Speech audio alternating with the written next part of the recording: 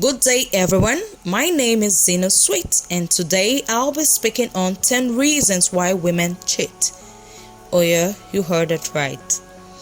Now, let's talk about the reasons women cheat. Number 1, dissatisfaction in relationship. This can be seen as the underlying theme of the majority of motivation for infidelity. Dissatisfaction is where it starts. People justify this by saying, "We're in a bad patch," she continues. Then the opportunity arises from one person, and instead of stopping things before they start, they justify crossing a boundary with, "My partner doesn't care anyway." It's completely innocent. For every relationship boundary crossed, the person has to justify their behavior to themselves first. Then they are able to compartmentalize the actions. Not finding satisfaction in a current relationship can trigger someone to seek that satisfaction elsewhere, or even use the act of cheating, whether consciously or unconsciously, as a catalyst to end their current relationship. Number 2, low self-esteem.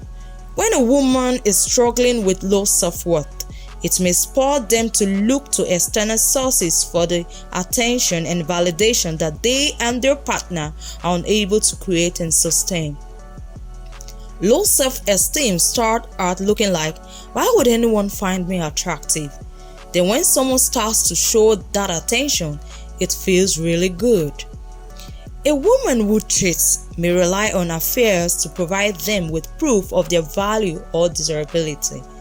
When one fling ends, it may cause them to feel neglected or worthless, so they pursue a new romantic interest and the circle continues.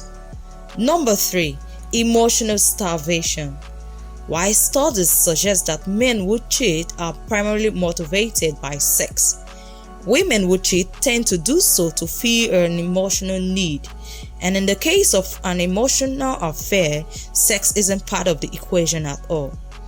Whether the affair is physical or emotional in nature, a woman may cheat because they crave conversation, empathy, respect, devotion, adoration, empathy, support, or some other connection that's lacking in their current relationship.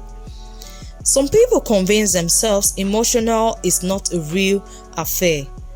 However, most sexual ones start emotional. I find it pretty rare to have an only sexual affair without some emotions because they usually start as friends. That's how you start crossing boundaries and justify the behavior. Number 4, anger or retribution. Some women enter into a relationship with an idealized image of how their spouse should behave. When the partner falls short of expectations and can't meet their every need and desire, it can create a divide in the relationship that provides the impetus to stray. Some women may resent their partner for another reason, such as a partner's past affair, and use their own infidelity as retaliation. Number 5, lack of excitement. You've likely heard of the term serial cheaters. People who cheat for the thrill of it. They may love their spouse but yearn for those endorphin-fueled interactions that make a new relationship so exciting. I think as a society, we don't honestly address how boring work and family life can be at times. I was recently watching the show Good Girls and the tune to street crimes. It's addressing the same thing, boredom. I feel people are more likely to cheat than to get involved in crimes. But it's the same premise. In fact, a study at the affair dating website ashleymadison.com found that 67% of heterosexual married women who cheat sought out romantic passion. Yet, 100% of the women denied any intention of leaving their husbands. Some even stated their overt love for their husbands, painting them in a positive light. Number 6, sexual deprivation. Don't forget, we are speaking on some of the reasons women cheat. Sexual deprivation. Try as we might to keep the spark alive, the excitement that accompanies a new relationship only lasts so long. Predictability and familiarity will eventually overtake the quality and frequency of sex.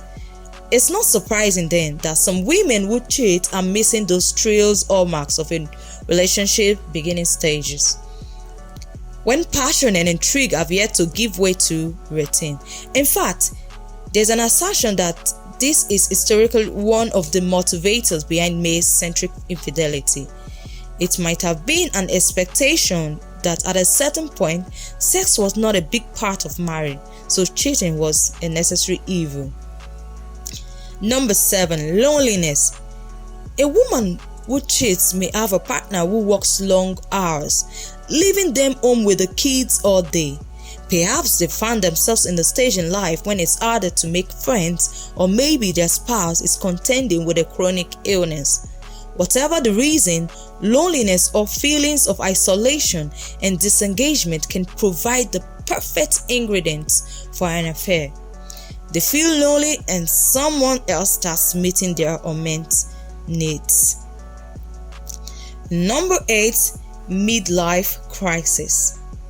Why midlife crisis generally affect people between the ages of 35 and 60? The event has less to do with age than extenuating circumstances. Major life events such as the death of a parent or a milestone birthday may trigger a midlife crisis in a woman, causing them to wrestle with the burden of greatness. That is the sociocultural expectation that women can and should have it all: a successful career, a loving partner, adoring children, and so on. People think, I only have so much time left. What am I doing with my life? A woman may act out of character as she attempts to realize her potential and make up for lost time. Number 9, opportunity.